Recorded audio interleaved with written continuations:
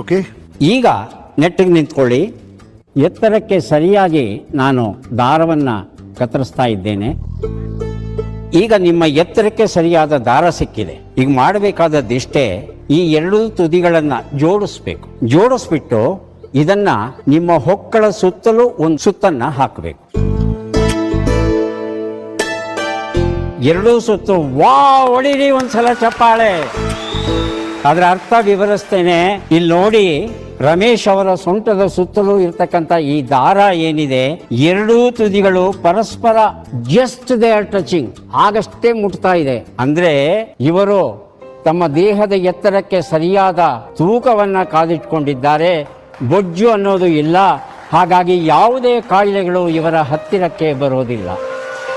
ಇದನ್ನ ವಿಶ್ಲೇಷಣೆ ಮಾಡೋದು ಹೇಗೆ? ಈ ಎರಡೂ ತುದಿಗಳು ಒಂದನ್ನ ಒಂದು ಸ್ಪರ್ಶಿಸ್ಬೇಕಷ್ಟೇ. ಇಲ್ಲಪ್ಪ ಇಲ್ಲೇ ದೂರಕ್ಕೆ ನಿಂತ್ಬಿಟ್ಟಿವೆ, ಎರಡೂ ಒಂದನ್ನ ಒಂದು ಸ್ಪರ್ಶಿಸ್ತಾ ಇಲ್ಲ ಅಂದ್ರೆ ನಿಮಗೆ ಬೊಜ್ಜು ಬಂದಿದೆ. ಬೊಜ್ಜು ರೋಗಗಳ ರಾಜ. ಬೊಜ್ಜನ್ನ ನೀವು ಆಹ್ವಾನಿಸಿದ್ರೆ ಸಾಕು, ಅತಿರಕ್ತದ ಒತ್ತಡ, ಮಧುಮೇಹ, ಕ್ಯಾನ್ಸರ್, ಹೃದಯಾಘಾತ ಯಾವುದೇ ಆಹ್ವಾನ ಕೊಡದೇ ಇದ್ರೂ ನಿಮ್ಮ ದೇಹದಲ್ಲಿ ಬಂದು ಬೀಳುತ್ತೆ. ಆದ್ರಿಂದ ದಯವಿಟ್ಟು ಈ ಎರಡೂ ತುದಿಗಳು ತಾಗುವ ಹಾಗೆ ನಿಮ್ಮ ದೇಹದ ಆರೋಗ್ಯವನ್ನ ಕಾದಿಟ್ಟುಕೊಳ್ಳಿ ಅಂತ ಹೇಳುವಂತಹ ಸರಳವಾದ ಪ್ರಯೋಗ ಎಲ್ಲರೂ ತಮ್ಮ ಮನೆಯಲ್ಲಿ ಮಾಡಿ ತಿಳ್ಕೋಬಹುದು. ಒಂದ್ ವೇಳೆ ಓವರ್ಲಾಪ್ ಆದ್ರೆ ಒಂದರ ಮೇಲೆ ಒಂದು ದಾರದ ತುದಿ ಬಂತು ಅಂದ್ರೆ ಅವರು ರಕ್ತಹೀನತೆಯಿಂದಲೋ ಮತ್ಯಾವುದೋ ದೌರ್ಬಲ್ಯದಿಂದಲೋ ನರಳ್ತಾ ಇದ್ದಾರೆ. ಓಕೆ. ಎರಡನೇ ಪ್ರಯೋಗ ಈಗ ಮಾಡೋಣ.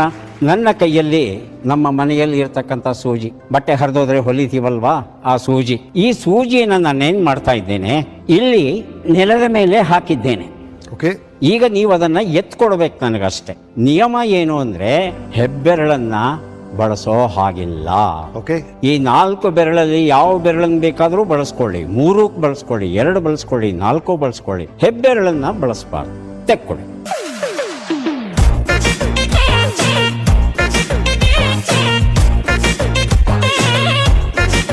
ನೋಡಿ ಎಷ್ಟು ಕಷ್ಟ ಆಗ್ತಾ ಇದೆ. ಈಗ ಹೆಬ್ಬೆರಳನ್ನ ಬಳಸ್ಕೊಂಡು ಎತ್ತೋದಿಕ್ಕೆ ಪ್ರಯತ್ನ ಪಡಿ, ಸುಲಭವಾಗಿ ಕೈಗೆ ಬರುತ್ತೆ. ಎತ್ತಿದೀವಿ ಅಂತ ಅನ್ಕೋಣ ಸರ್. ಹೇಳಿ ಸರ್, ಪಾಯಿಂಟ್ ಏನು ಸರ್? ಮನುಷ್ಯ ಇವತ್ತು ಏನೆಲ್ಲ ಸಾಧನೆ ಮಾಡಿದ್ದಾನೆ. ಮಂಗಳನ ಅಂಗಳಕ್ಕೆ ಹೆಜ್ಜೆಯನ್ನ ಇಟ್ಟಿದ್ದಾನೆ.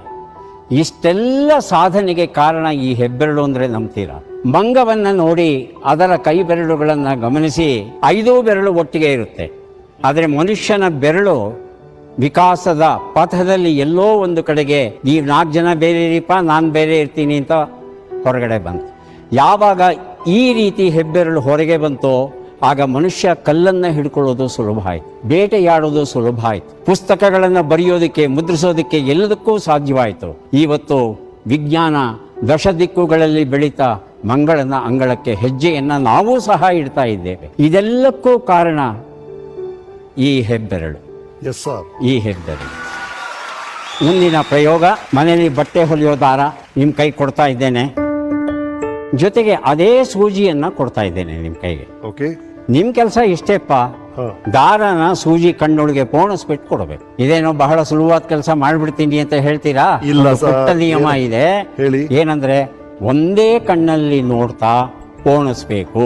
ಒಂದೇ ಕಣ್ಣಲ್ಲಿ ಒಂದ್ ಕಣ್ಣು ಮುಚ್ಕೊಂಡು ಇನ್ನೊಂದು ಕಣ್ಣಲ್ಲಿ ನೋಡ್ತಾ ಮಾಡಬೇಕು ಈ ಪ್ರಯೋಗ. ಗಮನಿಸಿ, ಆ ದಾರದ ತುದಿ ಸೂಜಿಗಿಂತ ಮುಂದೆ ಹೋಗುತ್ತೆ ಅಥವಾ ಸೂಜಿಗಿಂತ ಹಿಂದೆ ಬರುತ್ತೆ. ಆದರೆ ರಂಧ್ರಕ್ಕೆ ಸರಿಯಾಗಿ ಆ ದಾರದ ತುದಿಯನ್ನು ಇಡಕ್ಕೆ ಆಗಲ್ಲ. ಯಾಕಂದ್ರೆ ಹಾಗೆ ಇಡಬೇಕಾದ್ರೆ ಎರಡೂ ಕಣ್ಣುಗಳು ಉಪಯೋಗಕ್ಕೆ ಬರಬೇಕು. ಇಲ್ದಿದ್ರೆ ಬರೋಲ್ಲ. ಅದನ್ನ ಮಕ್ಕಳಿಗೆ ಮನವರಿಕೆ ಮಾಡಿಕೊಡ್ಬೇಕು ಅನ್ನೋ ಹಿನ್ನೆಲೆಯಲ್ಲಿ ಈ ಒಂದು ಪುಟ್ಟ ಪ್ರಯೋಗ ಮಾಡ್ತೇವೆ. ಹಾಗಾಗಿ ಮನುಷ್ಯನ ಎಲ್ಲ ಸಾಧನೆ ಹಿಂದೆ ಇರೋದು ಈ ಹೆಬ್ಬೆರಳು, ಈ 2 ಕಣ್ಣು. ಇನ್ನು ಒಂದು ಸಾಧನೆ ಇದೆ, ತೋರಿಸಬಹುದಾ? ಬಹಳ ಬಹಳ ಸುಲಭ. ಚೇರಲ್ಲಿ ಕೂತ್ಕೊಳ್ಳಿ. ಓಕೆ. ಕೂತಿದ್ದೀರಿ, 2 ಕಾಲುಗಳನ್ನ ಜೋಡಿಸಿ, ಹಾಗೆ ರೀ ಹೊರ್ಕೊಂಡಿದ್ದೀರಾ. ಈಗ ಇಷ್ಟೇ ಮಾಡಬೇಕಾದದ್ದು ನೀವು. ನಾನು ಹೇಳಿ ಅಂದ್ಕೂಡಲೇ ಹೇಳ್ಬೇಕು. ಆದರೆ ಒಂದು ನಿಯಮ ಇದೆ.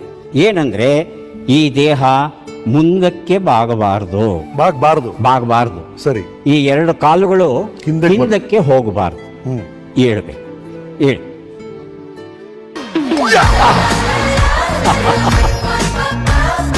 ಹಟ್ಟಂತ ಹೇಳಿ